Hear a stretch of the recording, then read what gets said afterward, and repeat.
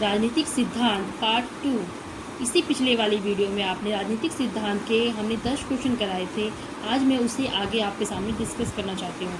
Question number 11, आधुनिक युग में निम्नलिखित से कौन क्लासिकी राजनीतिक सिद्धांत के प्रबल समर्थक हैं?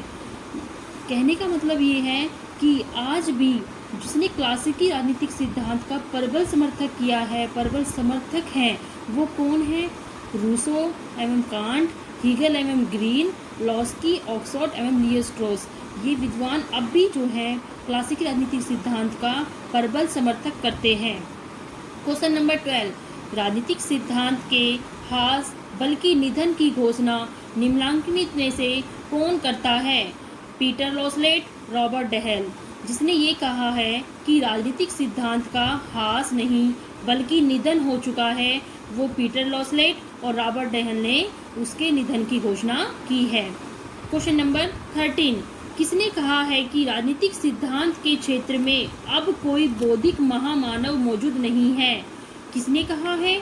अल्फ्रेड कोबन ने और डेविड ईस्टन ने। डेविड ईस्टन और अल्फ्रेड कोबन ने कहा है कि राजनीतिक सिद्धांत के क्षेत्र में ऐसा कोई भी अब बौद्धिक महामानव मौजूद नहीं है जो राजनीतिक सिद्धांत को जस्टिफाई कर सके, अच्छी तरीके से उसको हमारे सामने पेश कर सके। तो ये बातें अल्फ्रेड कोबन ने और डेविड ईस्टन ने कही हैं। क्वेश्चन नंबर 14, राजनीतिक सिद्धांत के ह्रास या निधन से क्या अभिप्राय है?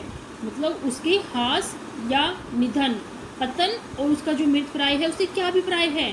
क्लासिकी सिद्धांत का ह्रास, जो परंपरागत राजनीतिक सिद्धांत है वो खत्म हो चुका है और उसके स्थान पर आधुनिक राजनीतिक सिद्धांत का आरंभ हो चुका है।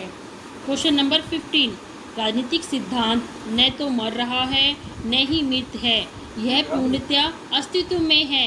यह विचार किसका है? किस विचारक ने ये कहा है कि ना तो वह मर रहा है और ना ही वह मृत है?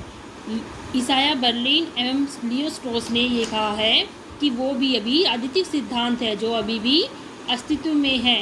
क्वेश्चन नंबर 16, किस विचारक ने मार्गदर्शक सिद्धांत का प्रतिपादन किया है? मार्गदर्शक सिद्धांत लेनिन ने इसका प्रतिपादन किया है।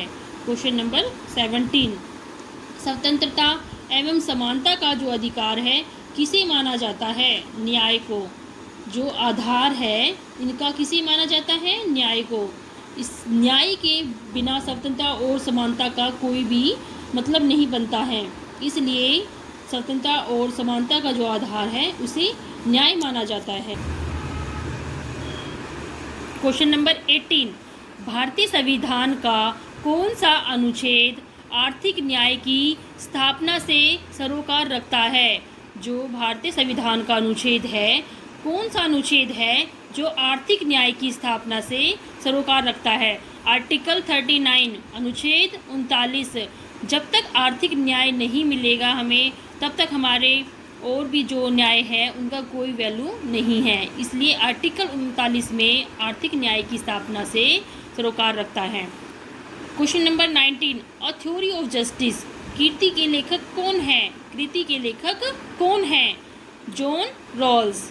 जॉन रॉल्स ने अ थ्योरी ऑफ जस्टिस लिखी है।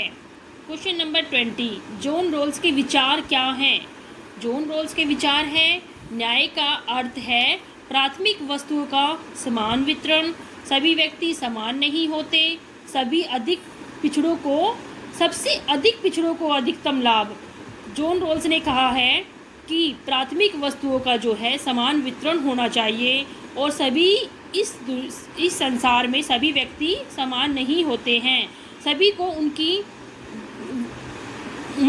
उनके अधिकार जो हैं उनकी क्वालिफिकेशन के आधार पर उनको मिलने चाहिए। सभी अधिक पिछड़ों को अधिकतम लाभ, जो सबसे अधिक पिछड़े हैं उनको सबसे अधिक लाभ मिलना चाहिए। क्वेश्चन नंबर 21, रॉबर्ट नोजिक के विचार क्या हैं? यहाँ मैंने रॉबर्ट नोजिक के विचार इसलिए रखे हैं क्योंकि कई बार हम जॉन रॉल्स के और रॉबर्ट नोजिक के विचार में कंफ्यूज हो जाते हैं, इसलिए मैंने दोनों विचारों को साथ में रखा है कि रॉबर्ट नोजिक के विचार क्या हैं? हकदारी का न्याय सिद्धांत, न्यूनतम राज्य का सिद्धांत, व्यक्तियों के पास अधिकार है क्योंकि व्यक्तियों के रूप में वे उसके हकदार हैं, मतलब हकदारी का जो सिद्धांत है वो उनका हक है रॉबर्ट नोजिक के अनुसार व्यक्तियों का हक है, अधिकार है कि वो अपने न्याय के प्रति जागरूक हों। इसलिए यहाँ हमने रॉबर्ट नोजिक के विचार जॉन रॉल्स के साथ रखे हैं। Thank you.